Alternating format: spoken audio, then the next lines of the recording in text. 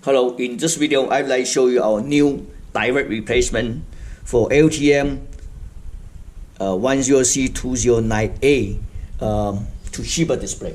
I have an old one here. This is the old one. Okay, the old one is already upgraded to a our LED kits. This is the old Toshiba 10.4 inch, which is LTM10C209A as Apple. This is really old displays. It's there's so many issues. And so we have a new one. We're using a sample hole. Everything is the same. So we just mount back right there. You can see it. It's the same.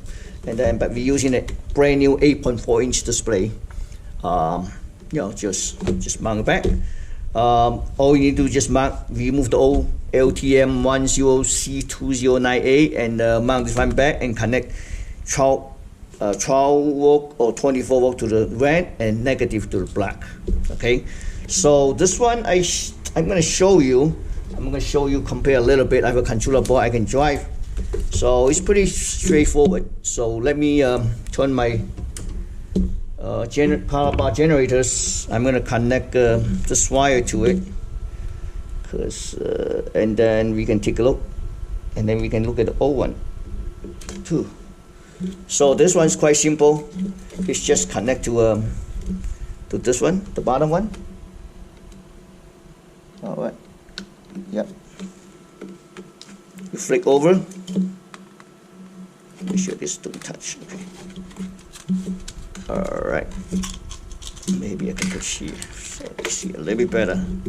And then connect our VGA here.